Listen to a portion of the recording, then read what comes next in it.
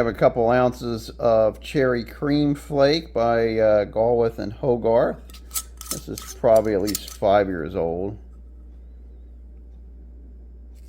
Oh, that was a nice suction. Get these flakes out. Take a look at them. Slightly under 2 ounces. Beautiful crystals. Look at that.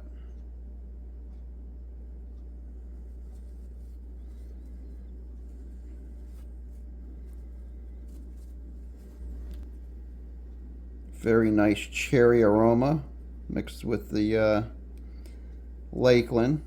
More cherry than Lakeland though.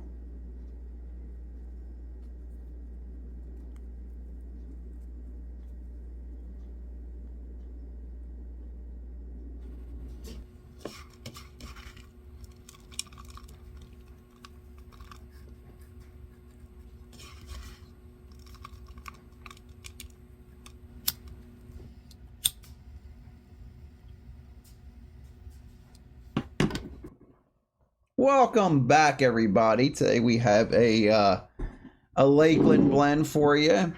This is the Gawith and Hoggarth Cherry Cream Flake. I bought this roughly 5 years ago, something like that. It was around 5 years ago, maybe even 6 years ago, I got into the whole Lakeland adventure and bought like 20 some different flavors. Slowly smoked, you know, a few bowls of each. Threw them in the cellar to slowly go back over, you know, later dates. And you know, I'm going through them. Springtime, I kind of like the whole Lakeland floral aspect of things, and this just adds another level to it because there's cherry. So this is basically a Virginia flake that's been treated into a cherry aromatic with a little bit of Lakeland. Now, you have to experience Lakeland. It's that whole, you know, like geraniums and floralness, and sometimes it comes off as, you know, grainy panties type thing, you know. So you have to, it's an acquired taste.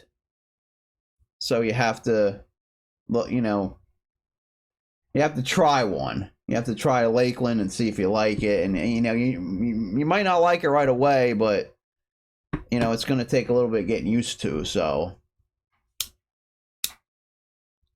but I get the cherry with this. Now, some of the cherry has fallen off. It's 5, 6 years old.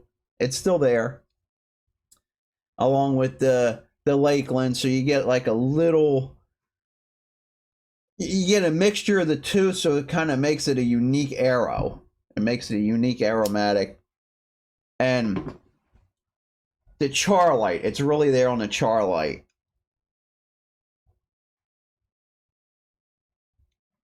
This is very smooth. Now, unfortunately, I can't find it. I don't know if it's discontinued, or I know England had a problem with, you know, the whole, you know, I think it was Europe in general, a problem with the titles of naming stuff after flavors. So I don't know if they took it off the market or they renamed it something else. I just haven't seen it. So if anybody knows anything, throw it in the comments below for other viewers to check out, because I just haven't been looking for it. But I did look into it, and it's just not, it's not around. I don't see it. So, but unfortunately, this is a very different aspect to an aromatic. When you have an aromatic flavor, it's cherry, thrown with the Lakeland, you throw that in there, it's very different. So it's a very, you know, you're not getting a full punch of those grainy panties. You're not getting that. You're getting just whispers of it, but with the cherry involved with it, and a nice, you know, this is age, and you can see the opening of the video. There was a lot of crystals involved, you know, on the flakes. You've seen a lot of the sugar that aged over pretty well. All right, I want to smoke this down a little bit, and I'll tell you how far the cherry goes.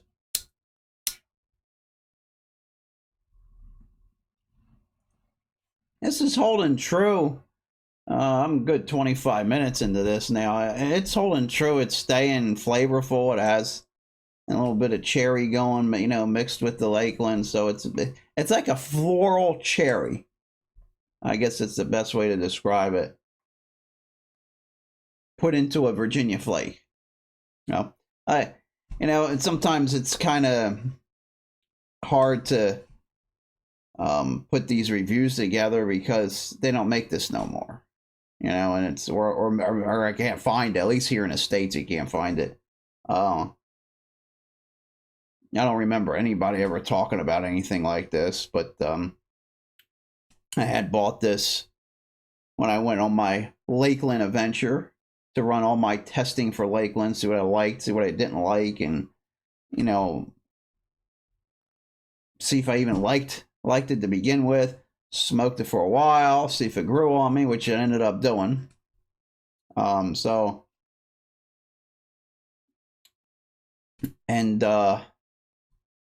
have a lot of stuff that really, because it was like 25 different things I picked up. This being one of them, the licorice flake was being one of them, the vanilla flake, and I don't see any of that on there anymore. I don't see it available. So stuff comes and goes constantly, the new stuff, and you've heard it before on here. I tend to age stuff what I think is appropriate for that blend compared to what's in it. So if I'm getting an aromatic blend, kind of like this thing, and this has held pretty true for 5-6 years.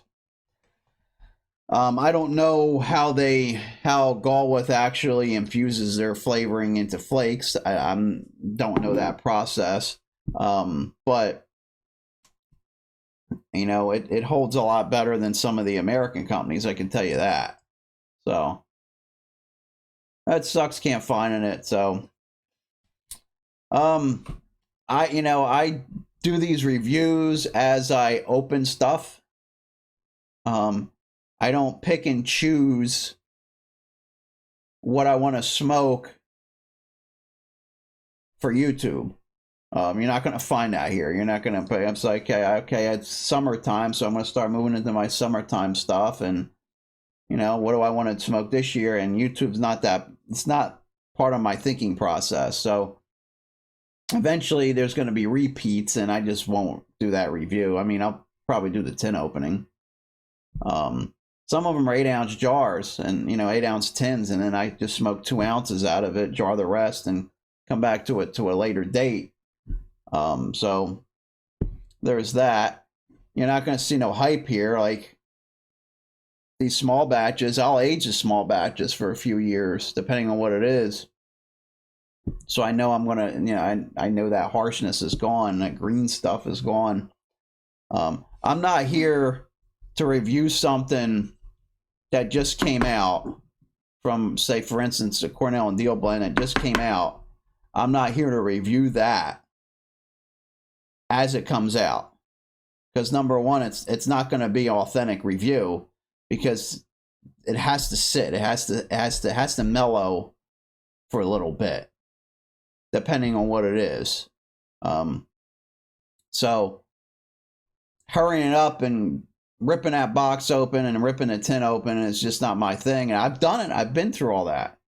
I've been through all that hype stuff, and I don't. There's nothing for it. I'm wasting my money because I'm smoking something that I know it's going to be better a few years from now versus cracking it out here just to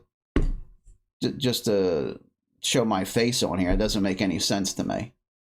It's no added benefit to the viewer because I'm reviewing something that's green. So I'm not chasing nothing anymore. Those days are over for me. I've been through all that. And like I said, it's hard for me to even justify making a video of something you can't even buy anymore. But unfortunately, that's what happens when stuff comes and goes, and there's, maybe there's regulation involved with that. It's like, we can't name it that anymore. We can't just decide to screw it. We're just going to discontinue it. I don't know what took place, but there was a lot of arrows that Gawith took off the market. and that were very excellent. The licorice flake was very excellent. The vanilla was good. I think from my memory, I believe this cherry was a little bit better than the vanilla, but at some point I'll go back to it. I still have, an ounce and a half of that. Maybe I'll save that for next year. I don't know. I'm trying to get through the arrows, but there's some powerful stuff I have, like the boson cut and the the dark flake. There's some powerful stuff that they put out. But all right, so that's all I got, and we'll see you on the next one.